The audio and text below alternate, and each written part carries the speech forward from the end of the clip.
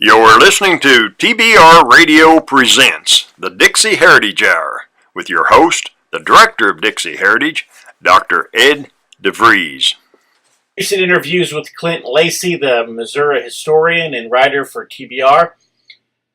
The name came up Gary Ayres in our conversation, and I remember Gary several years ago. He had asked me to speak at a banquet that he was hosting, that he was organizing, and I got to meet Gary at that time, and just a great guy. He's for years been a commander in the SCV there in Missouri. He's put together some very large national heritage events, and just a great guy. And I kind of lost touch with him, but I looked on our subscriber list, and sure enough, wow, Gary Ayres was a subscriber to the Dixie Heritage Letter. And of course, I was glad to find out that he was. But so I had his contact information, and I was able to reach out to him, and found out that he had written a book, and the book was entitled The Forgotten Few. It was the history of Clair County, Missouri. And so he said, let me send you a copy of the book, and he did, and I read it, and it was just fascinating reading. And so I decided, I said, I got to get Gary on the radio show, and I called him back, and he said, yeah, I'd love to do an interview.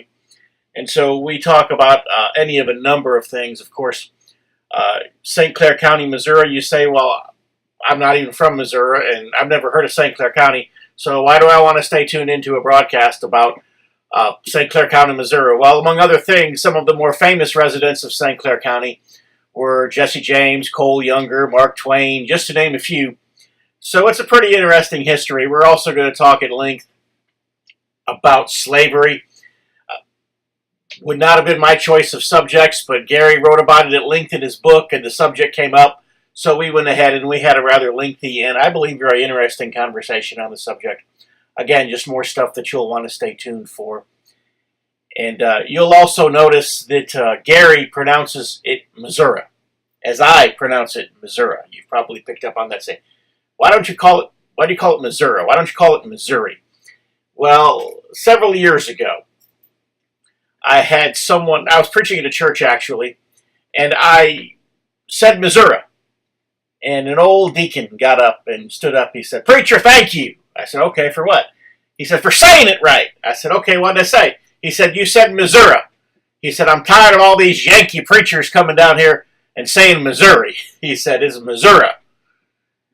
And by the way, the locals, the people who are from Missouri, who live in Missouri, they get really offended when these entertainers come in, especially in the Branson area, and they call it Missouri. Real Missourians know that it's Missouri, and only Yankees call it Missouri. And so, with that understanding, here's our interview with Missourian Gary Ayres. You.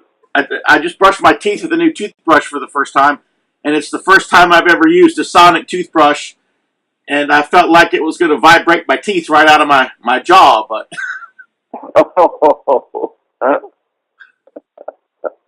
Other than that, I'm blessed.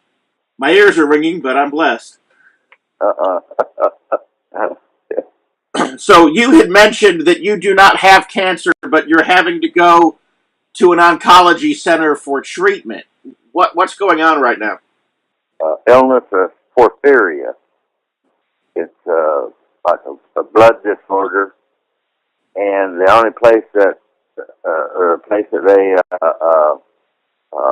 care for it is to the cancer center. I do my treatment, and the treatments are very, very expensive, but thanks to the VA, they're taking care of everything. So I guess you had a treatment yesterday. Yes. Have one every other day. And that's all the reason I'm so tired sometimes. It takes a while for me to get going. It's just amazing. How do I say this, Brother Gary? Because, as much as it is to go through some of that stuff, that wasn't available to our ancestors. They would have just, they'd have just gone to Jesus. Uh-huh. So... Well, I look at the people that's up there that has the cancer and what they're going through, and I just count myself fortunate there because they're going through it worse, and I just feel unfortunate that I'm not in their shoes. Right. No matter how you are, there's always someone that's going to be, say, a little worse off and needs more help, and that's what we're supposed to do. Yep. You had started at the beginning of your book, A Forgotten Few. You said the story of St. Clair County starts in Virginia. Of course, St. Clair County is in Missouri, but you said the story starts in Virginia. Well, yes, because the first settlers come to St. Clair County were from Virginia. They brought their slaves. One of the ladies, she was 100. She lived till 115 years. She claimed to be one of the first slaves in St. Clair County, and that's why I say it started in Virginia. Their land was playing out. They'd over farmed their land. They were looking for land, and Virginia people from Virginia, North Carolina, Georgia, and they started west, and thought Missouri would be a good place to stop. So there just wasn't enough land in Virginia to go around, or had they over-farmed the land, or what had happened? Yeah, they over-farmed the land. They were planting cotton and tobacco, and they just over-farmed it. And so they weren't, the land, at that time, they couldn't build it up, replenish the nutrients and stuff in the land, in the ground. And it would become poor to grow crops. It's amazing because the answer to that was in the Bible, and no one would listen to it. But God told the ancient Israelites. He told them. He said to not plant a crop every 7th year, and let the land rest. But the ancient Israelites wouldn't obey that admonition, and I guess the American settlers didn't obey it either. So, no, they just. I call it greed, and then maybe not knowing, not wanting to know, but they found something that was real good, and they just ran it to the ground. You had said that the first Thanksgiving, over a year before the Pilgrims had landed in Massachusetts, that the first Thanksgiving actually took place in Virginia. It was Berkeley 100 colony. Took place, I think, 1 year, about 1 year, 17 days before the Pilgrims came in. It was real hard. I mean, they lost a lot of people. They were able to continue, and that colony was never broken up. It continued right on, and that's something that's very few. I was surprised to see that. But few people realize that. And at the Berkeley Plantation, there at the site, it's quite a site, a large, monument for them. So, do you know what they ate at the first Thanksgiving dinner? No, that I can't say. I would say just by the time that they had landed there and everything, they ate whatever they could, hunt for, and whatever they had aboard ship. Well, you study the first, what we consider the first Thanksgiving that the Pilgrims had and they ate venison. Yes. And myself not being a fan of turkey, that's always my argument, is that we should be eating venison for Thanksgiving and not that horrible dry turkey. People don't seem persuaded by my argument. The facts of history be damned, I guess. Well, and I'm sure that, that's what they ate also, and, because there would have been plenty. There would have been plenty of venison. And, and I'm sure that that's what they ate also, and, because there would have been plenty. of that in the area? I say usually for Thanksgiving, I usually have a big old steak. Of course, I'm usually out of the country at Thanksgiving. And so, I'm in countries where they're not celebrating it.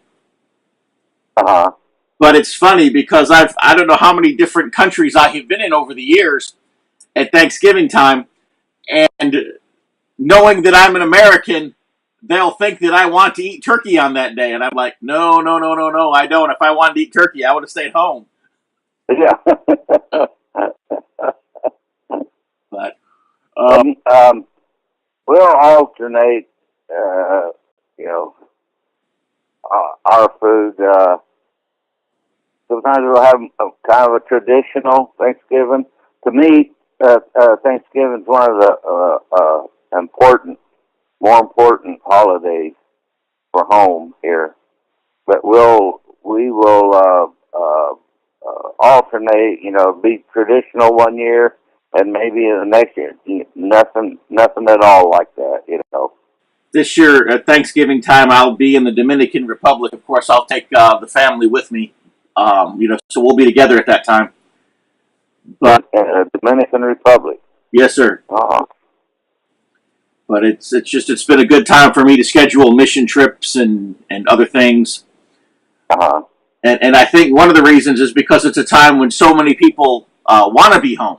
Not only is the availability to go and do things in other places more open, but also the international travel fare is surprisingly inexpensive at that time. Of course, domestic airfare and so forth is just outrageous because everybody wants to be home for Thanksgiving, so they're flying to wherever in the United States home is for them.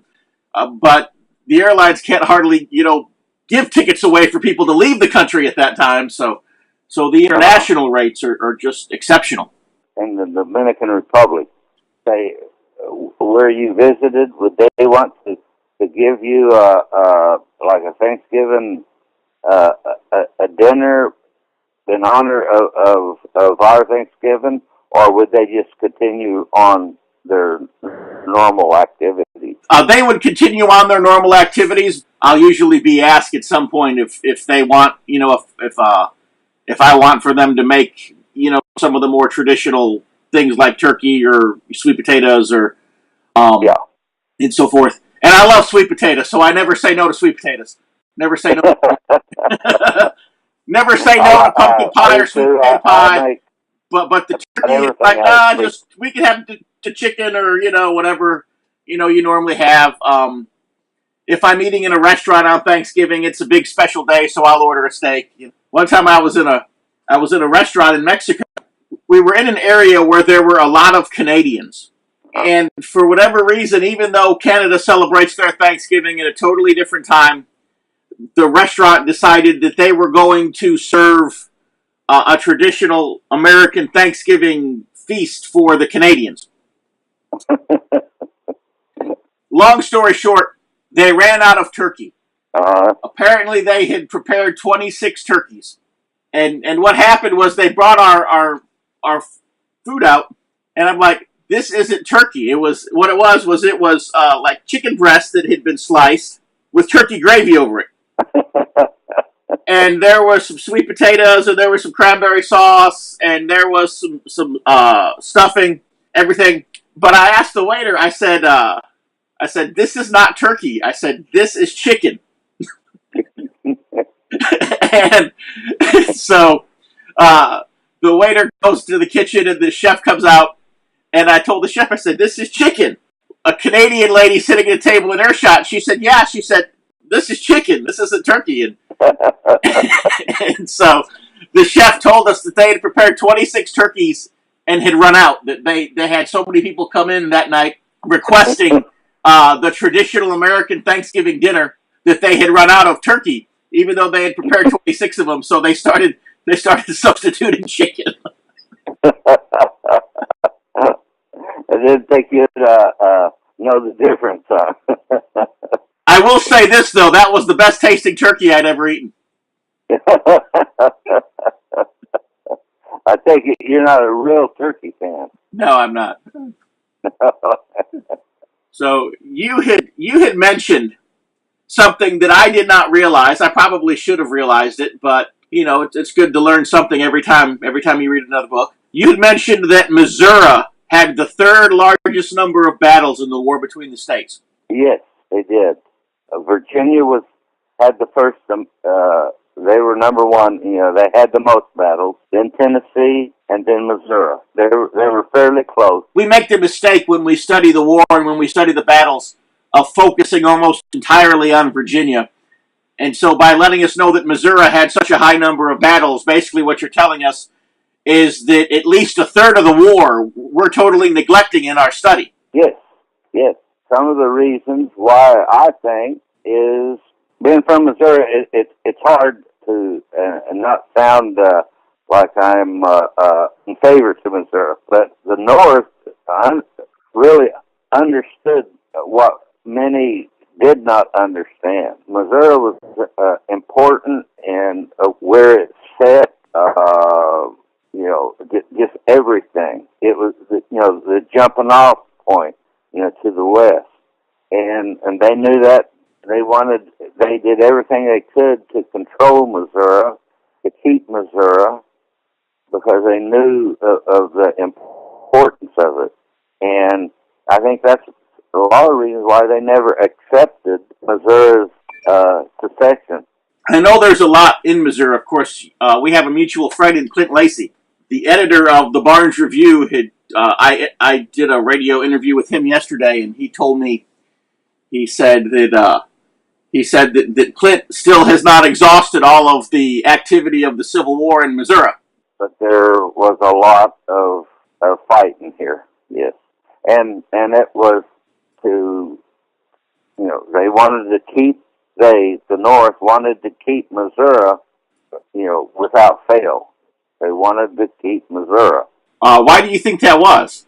Why was it so important? Like I said, one thing, it was the beginning of the West. It had, you went through Missouri to get to the West Coast, through the rivers, the transcontinental, all that was in plan to put a railroad through. And geographically, it was important in the Union. They came to Missouri even before Sumter was fired on and waged war even with the citizens, killed women, children, trying to take everything before they could even secede. You had mentioned two Lincolns in the book. Obviously, I'm guessing you were referring to the Abraham Lincoln of history and then the Abraham Lincoln of reality, or were you referring to a different set of two Lincolns? He was a very good politician. He said one thing, but he would do another. All through his life, he said he didn't care for slavery, but he didn't believe that the government had any say in it, that it was a state issue. He believed that. He said that all the way up until he did his Gettysburg Address. That was going totally against what he had always said, and he was using that as a ploy to try to change the tide of the war, and it did. It really benefited the North. Well, there you gone, done and did it, Gary. You brought us into the subject, the topic, the issue of race. And we'll go ahead and we'll pursue that topic, and we'll talk about slavery and all of that. But first, let's have a commercial from our sponsor, the Barnes Review. If you love listening to the Dixie Heritage Hour, then I know that you'll love reading the Barnes Review. The Barnes Review is one of my favorite magazines. I began reading the Barnes Review long before they became a sponsor here on the program. In the Barnes Review, you will read vignettes of man, from the prehistoric to the very recent, from forgotten races and civilizations to first-person accounts of World War II and the late Cold War.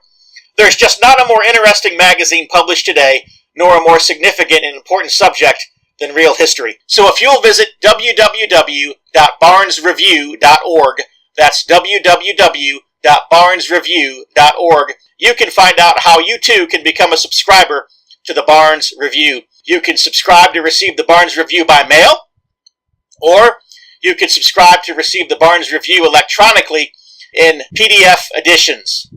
Or you could subscribe to receive both. That's what I do. So visit www.barnesreview.org and subscribe to the Barnes Review. I noticed that you began your book, and you even began our discussion, with the subject of slavery. I'm curious, why even mention slavery at all? Why not just tell the story of settlement to St. Clair County, Missouri, and the involvement of some of its more noble war heroes without actually even bringing up the sticky subject of slavery?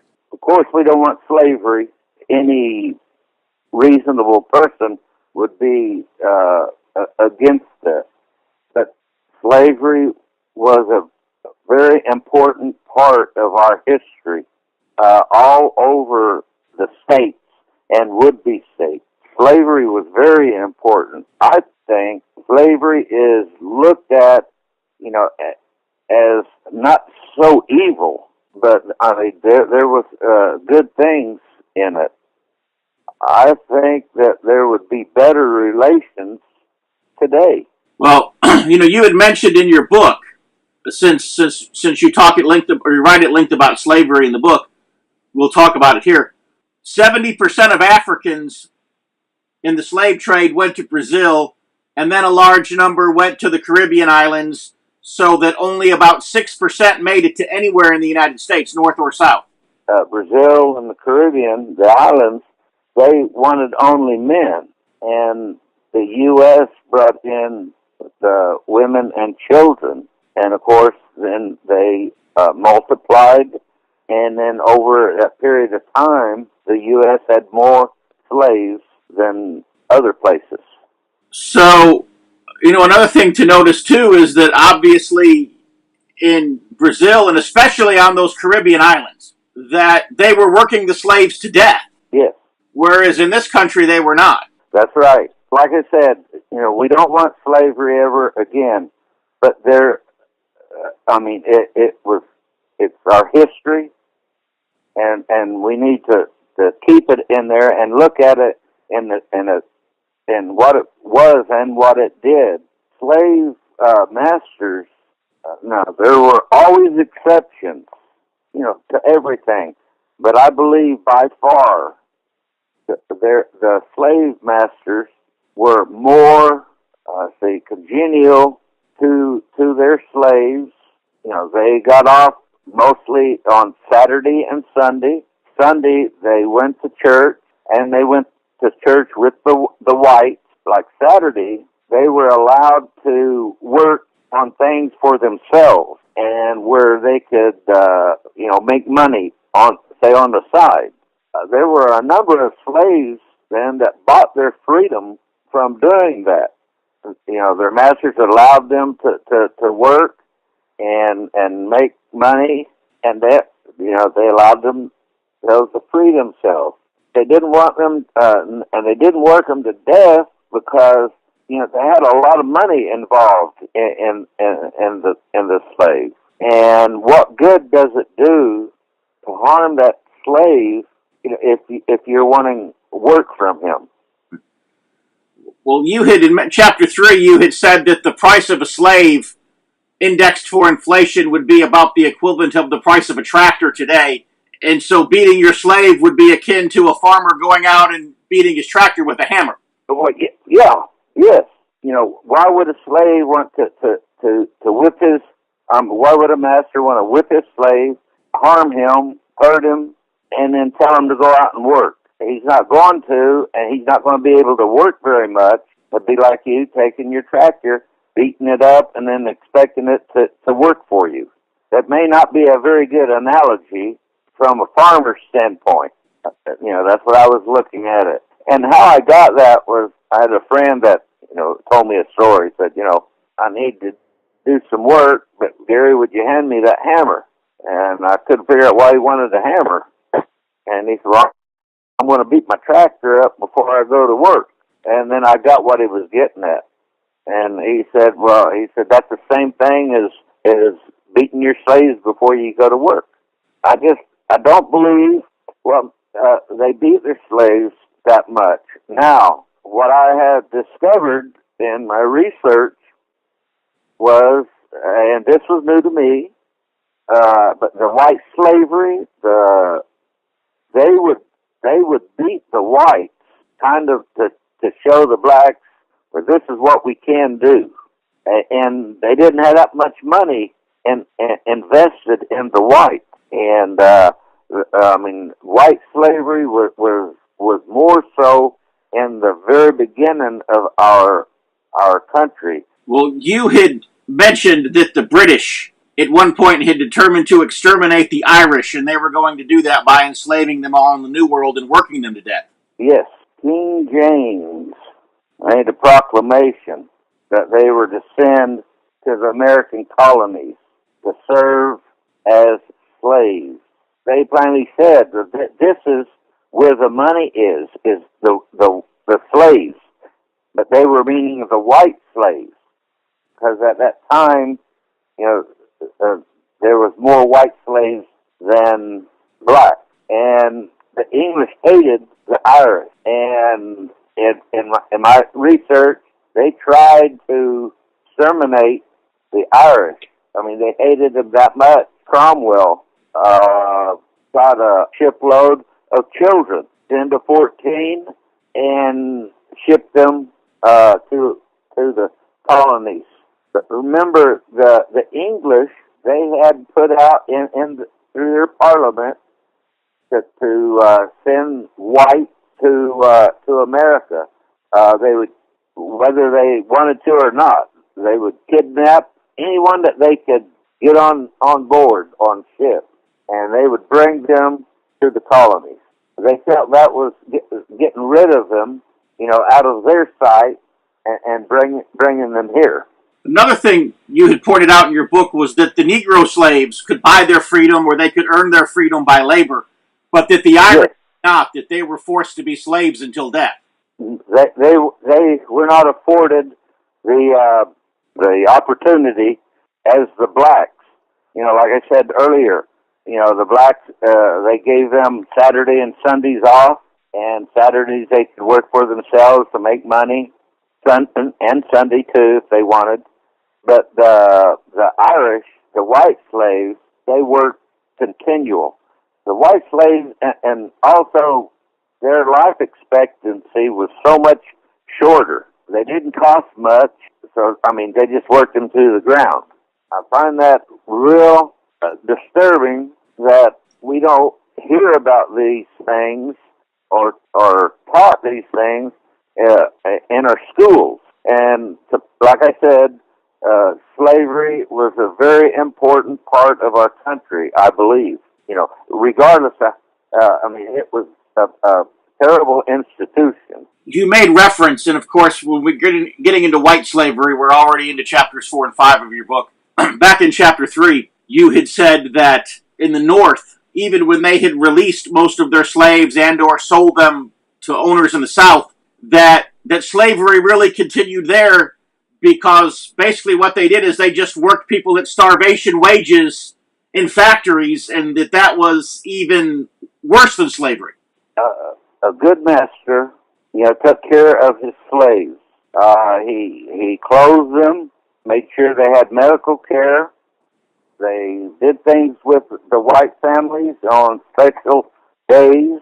The whites would even put out, a big, let them use their house for a marriage. And when a slave got, say, too old that he couldn't work, they would care for him. He would be given, a small amount of ground and everything where he could, say, like retire.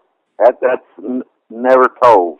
In the North, in the factories, they used their labor. They weren't slaves, but they were, to me, worse, because they worked them all, 24 hours if they could, every day, and children to keep the factories going. When you work like that so much, you're not going to live very long. And the quality of life just isn't there, because you're not making a living wage. And a good master did take care of his slaves. He had, that's where a lot of his money was at.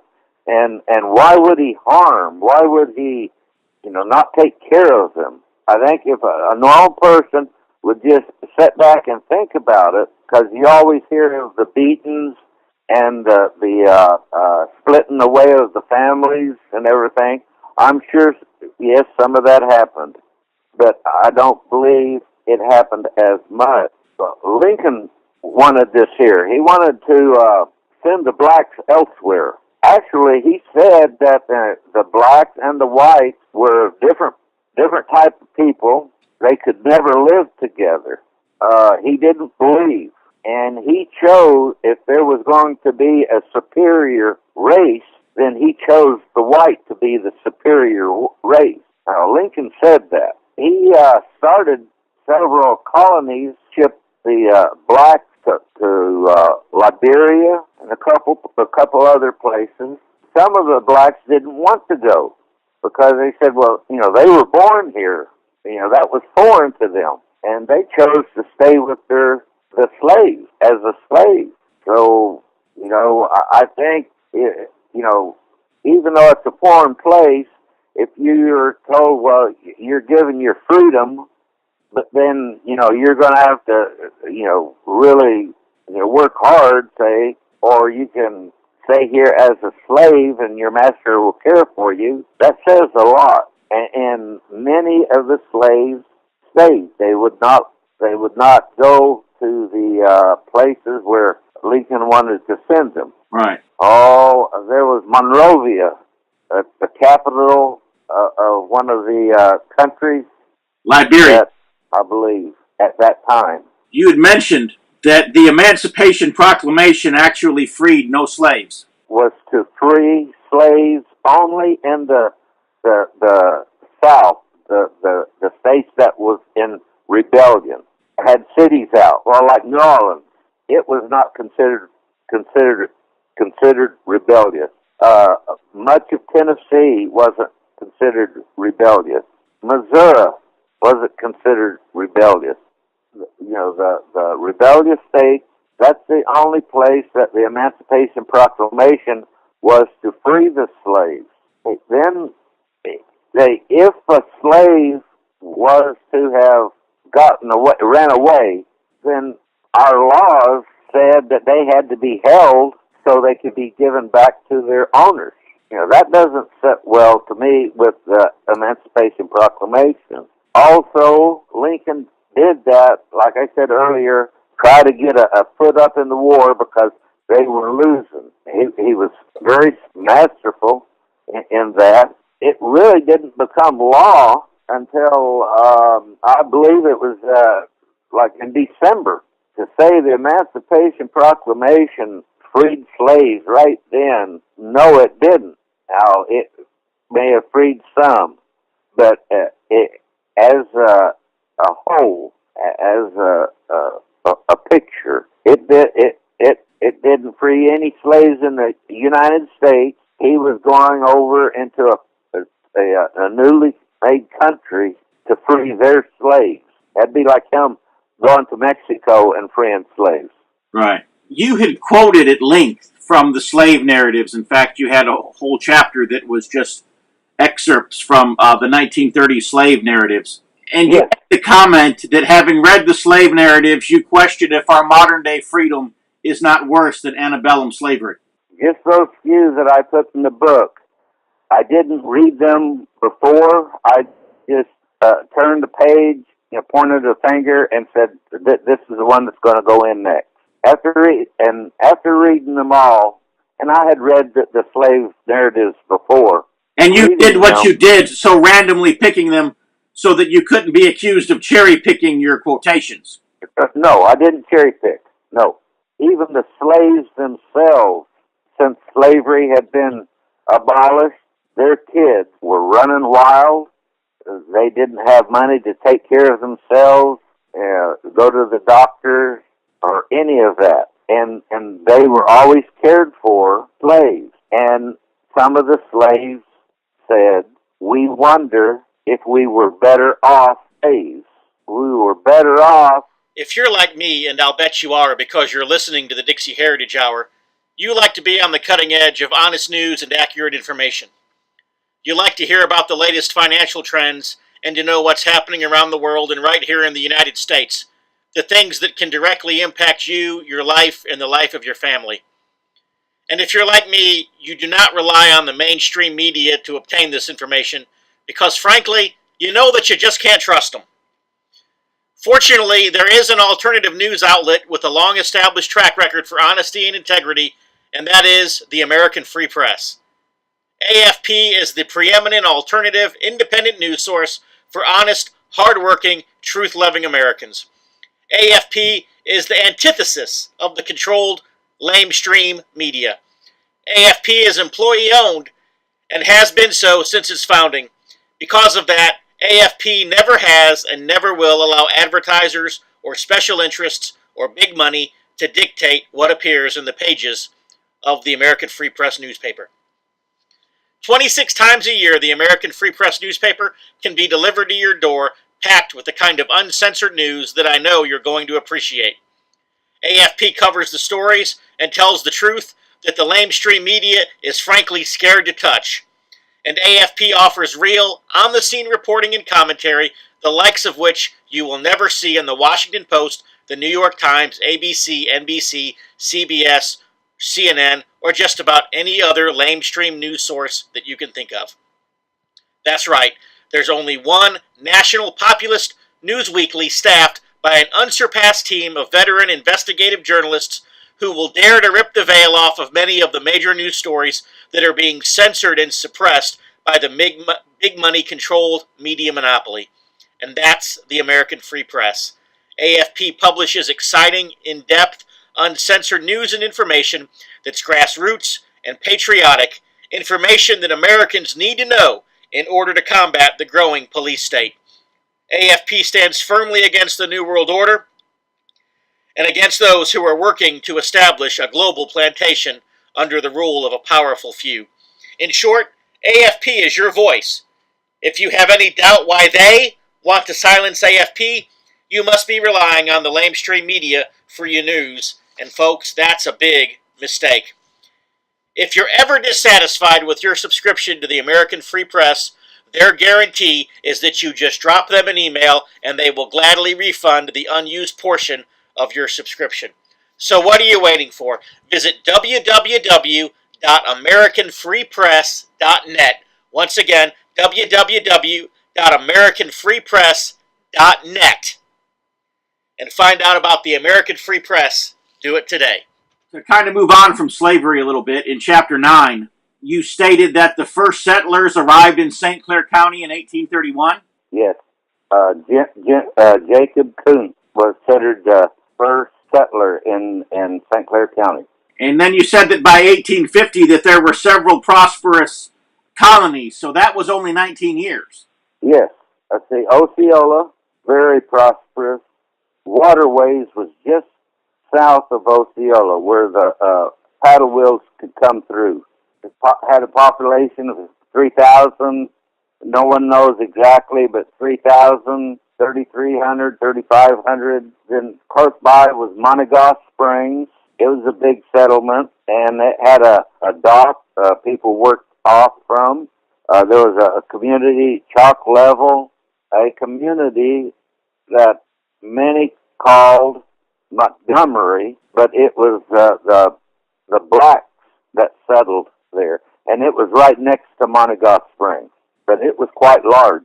And so, what do you account for the prosperity of the area that it grew so prolifically in such a short period of time? There was in St. Clair County, it seemed to be a place that everyone was looking for.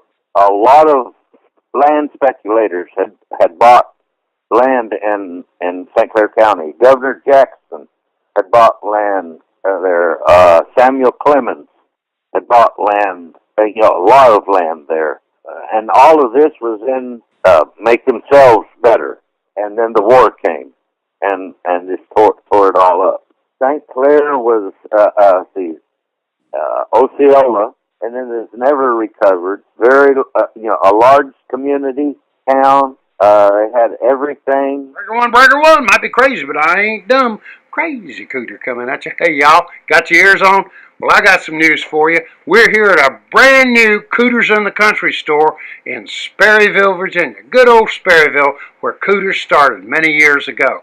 Folks are coming from all over Hazard County, and we're going to have a grand old time with good music, good food, and best of all, good friends. Hope y'all can be there. Look, here come Enos.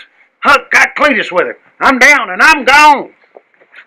You know, there in the SCV with your John T. Coffee Camp, I remember you had the annual Heritage dinners. And I spoke in, I believe it was 2006, you invited me to be the speaker, and I remember driving over from Wichita to do that. I was pastoring in Wichita at the time. But, I mean, you literally filled a big banquet hall with hundreds of people from all over the country who had come to this annual Heritage dinner. I mean, when you put these on, they were quite the production. Oh, yes, and we still have that for a rural area, and then getting them from all over the country. You know, getting people interested because they come from California, a lot from Texas. You know, I think that was I think that's pretty good. You know, our dinners, we promote the goodness and the right way of living. You know, and that's what we're about. We had folks from all over the United States come to the dinners, and we've had, of course, you spoke, and what you saved me, because if you remember when you spoke, it was at a moment's notice. It was. I remember that. I think you would call me either that day or the day before. You know, the folks that came was expecting someone else. They were just as happy, if not happier, to hear you speak, because what you had to say, you know, they really liked.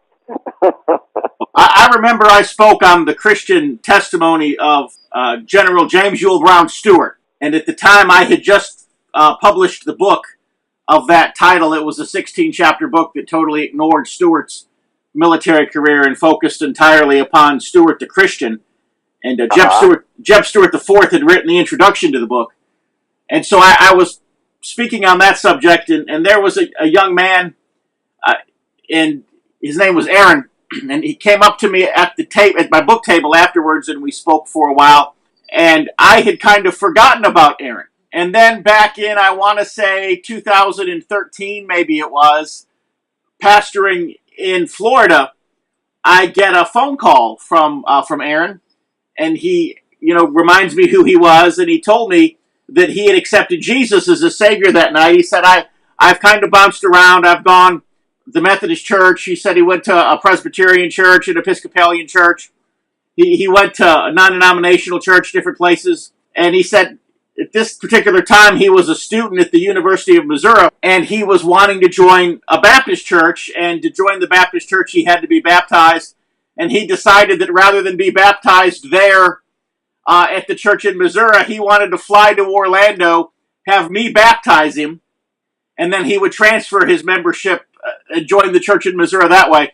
And so he flew to Orlando. I picked him up at the airport, and we went to a lake. And I baptized him there in a lake not too far from the airport. And then we went to dinner, and he got back on the plane. I took him back to the airport. He got back on the plane, and he flew back to Missouri. Well, see, that tells a lot of your the program you gave and talk and everything, because you know you reached more than that person, but there was one person that you really reached, and for him to do that. But I really did enjoy that Heritage dinner, and had I stayed there in Wichita and not moved across the country, I would have made it a point to attend the dinners, even if I weren't the speaker. The folks in Wichita they continue to come to the dinners every year, so we get great support from them. What I want to do here is I want to read the dedication of your book. Okay. And you said, dedicated to all the souls before us that endured the atrocities of invasion, murder, rape, pillage, thievery and destruction of property from a government that had abandoned their constitution to force their will in all ways to a peaceful state and group of states that had constitutionally made a new country, the Confederate States of America, and not to forget the descendants into all the women, children, and elderly men shot down in cold blood in the doorways of their homes, into those imprisoned just for being alive and being from Missouri. What inspired you? All the souls before us that endured the atrocities of invasion, murder, rape, pillage, thievery, and destruction. I was really referring to the St. Louis Massacre, which happened in May of 1861, when Lion had come in and took over the armory for no reason, because Missouri hadn't done anything at that point. And that's where they killed women and children in the street. And this went on for a week. But they killed women and children. And as I say here, from a government that abandoned their constitution. I feel that Lincoln, he went against the Constitution in many ways and forced his will to the states that peacefully broke away from the U.S. Constitution and formed their own country. At that time, I feel that the U.S. Constitution allowed states to do that if they chose, and they did. Then I say to all the descendants, women and children and elderly men shot down in cold blood in the doorways of their homes. It happened to many. More personal there is my, I think, fourth great grandfather. One night, Jayhawkers from Kansas came up. He come to the door, and I don't know if they had words or what, but anyhow, they shot him. They killed him in the door, and right in his door. And he's an old man.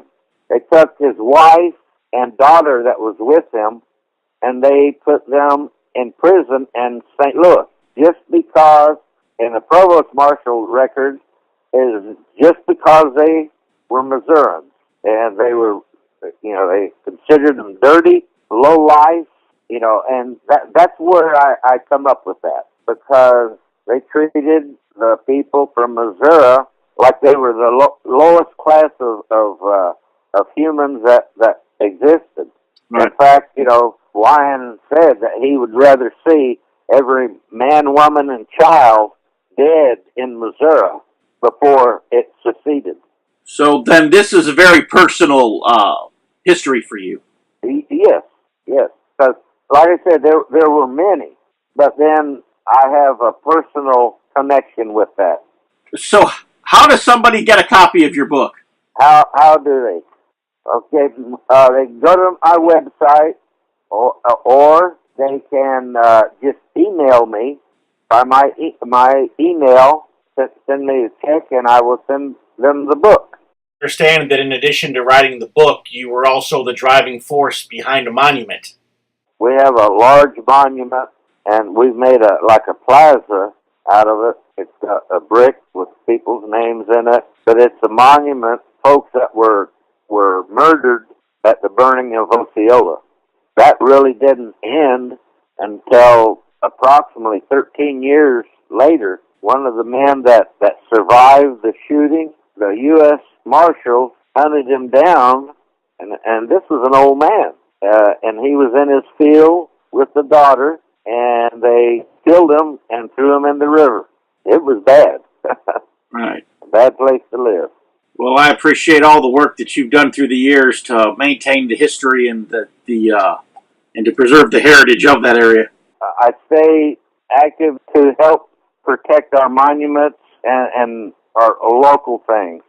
But as far as they happen to walk away from the SCV to protect what they're supposed to be protecting, just shows that they have become a part of our political correctness crowd. So for instance, these monuments that have been desecrated all over the country, not only Confederates, but George Washington, Thomas Jefferson, we have 5 laws that have been passed, and I put them in the book here, that protects these monuments. Yet our country or our laws will not abide by those laws and to protect. And because they're so afraid, I guess, that's where the SCV should be. Like I said, they have become part of the politically correct crowd, in my estimation. And like you said, and you walking away to protect what they're supposed to protect, there's nothing wrong with that. Because you're fulfilling what was asked of you from your ancestors. And the organization has failed to do that. I know for a time, the SCV was really good at some stuff, especially when Ron Wilson was the commander. But when Denny Sweeney took over, it just went back to the, let's eat cookies and drink coffee and don't get anywhere near anything that has to do with politics. Right. It was like more like a coffee clutch or tea party, Find help, assistance, organization, whatever, to really go after these people that desecrate the monuments, whether small, headstones, to the large monuments. What I'm working around in Congress right now for, people wonder, I'm always talking about going to Washington, whatever, but they're like, you never say who you're meeting with or what you're doing. And the reason why is because the minute I let the name slip of people who will actually meet with me, they're going to have 500 liberals all over them like white on rice. Yeah. And you just say the word Confederate, and you might as well forget any type of conversation meaningful. But one of the things I'm starting to advocate for now is to get somebody in the House of Representatives to introduce a bill. Just a couple of years ago, if you told me I was going to do this, I would have said no. I would never. I believe in limited government, not expanded government, especially at the federal level. But what we've seen it in Tennessee, and we've seen it now twice in North Carolina, that local governments will not prosecute crimes against our heritage. Right. That's what I'm saying. And so monument desecration needs to become a federal crime. Because the problem is like, in North Carolina, they when the local prosecutors won't do, obviously they made it clear that they're not going to do anything. I mean, even the first round in Durham, they just, they only put up misdemeanor charges for what were felonies, and then they dismiss those. And it's the same thing with this last round. People are committing felonies. The police officers are watching the felony. They know who did it, and instead they're arresting other people on misdemeanors. And so then the federal government, there needs to be an assurance that the federal government will come in and arrest these people and prosecute these people on felony charges when the locals won't do it. It's the same with what happened in Memphis. The mayor of Memphis and certain members of their city council should be brought up on federal felony charges. Uh-huh. And the president of this green space organization that now runs that park, he basically removed Nathan Bedford Forrest's tombstone the other day. And if Tennessee's not going to prosecute him for it, then, certainly it becomes federal and it's just an automatic prosecution. But the thing is, though, is what I'm going after is not anything to assure the protection of Confederate monuments, because that idea won't float in Congress, but a generic Monument Protection Act. In other words, it would be just as illegal to pull down a menorah during the week of Hanukkah or to disrupt the statue of Martin Luther King than it would be to disrupt a Confederate statue. Well, I am going to go ahead and I am going to cut myself off there, because we are just about out of time for this week's episode of TBR Radio Presents, the Dixie Heritage Hour. And the thought that I continued with Gary, if I were to play any more of it, would take about 10 minutes, and we only have about 6 left. So rather than cut myself off at a less opportune stopping point, I will do it here. But I hope that our conversation today has been thought-provoking. Certainly did not expect for the conversation to go in the direction that it did, but I saw it was going in that direction, and to be totally honest, it was a good direction. I had absolutely no problem with it going in that direction whatsoever. Slavery, for example, not a comfortable subject for a lot of people, but we, I believe, tackled it. And also some of the political subject there at the end, especially dealing with some of our heritage organizations that are just dropping the ball when it comes to protecting our heritage. Definitely we can all do more, and I'm not saying that as an armchair quarterback at this moment. I'm saying that as someone who is very actively involved in the preservation and the protection of our heritage, and yet again, we can all be doing more. Take advantage of an opportunity to order his great book. It took me a weekend pretty much to read it. A few hours on Saturday, a few hours on Sunday after church, and I was able to finish the book. It's an easy read, but yet it's a good read. It's a very good read, and it will be worth the money that you will spend to get a copy of this book mailed to you. And I know that when you order it, that Gary will even sign it for you. After you order a copy of Gary's book, I want you to go to my website, www.dixieheritage.net. And I want you to look at the back issues of the Dixie Heritage newsletter, if you're not already a subscriber.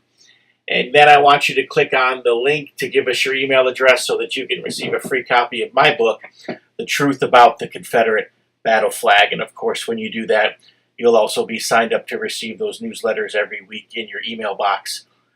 Absolutely free of charge, no cost, no obligation. The ebook, no cost, no obligation. We just want to put the information in your hands. We just want to give you the knowledge that you need to fight the culture war. And so that's why we make this available. It's a ministry. It really is. People don't often think of politics as a ministry.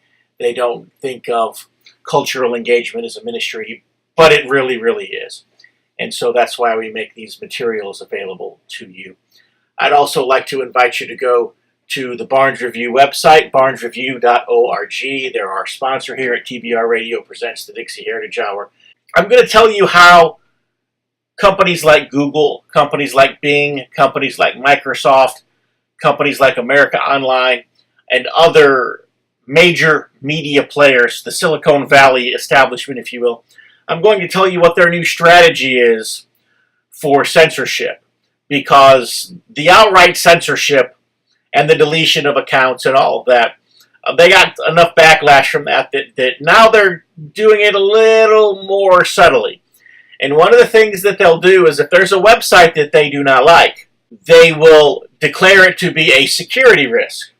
And so then you go to a website, and this happened to the TBR website this week, or you go to whatever politically incorrect website they're wanting to censor, you go to it, and instead of getting your website, when you type in the address, a big warning flashes on your screen that says that it's an unsafe site, that the site's security certificate is invalid, that this site has been flagged, that if you log on to this site, it's going to steal all of your information. It's going to steal your credit card information and your social security number and your driver's license number, and it's going to jump right out of your computer screen and take your firstborn child and suck it back into your computer screen and steal it from you and so forth.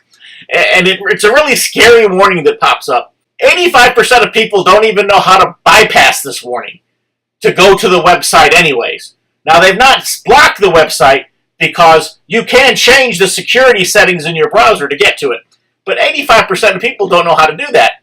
And the other 15% probably won't do it either because they're afraid that, their computer's going to blow up if they visit this website, because that's what the warning told them.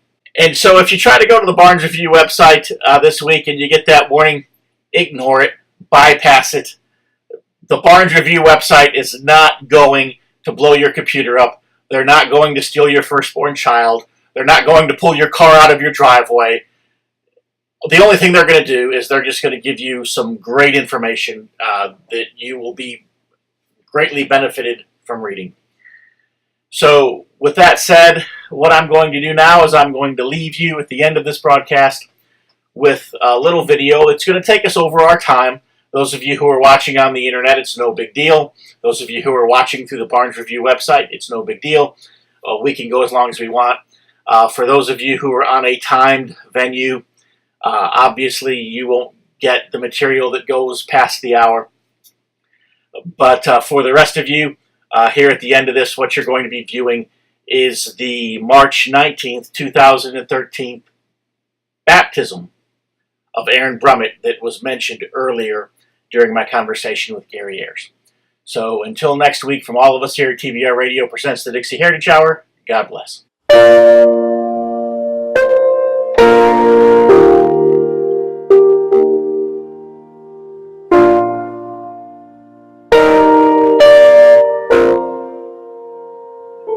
Brother Aaron, have you received the Lord Jesus Christ as your Savior? Yes, sir.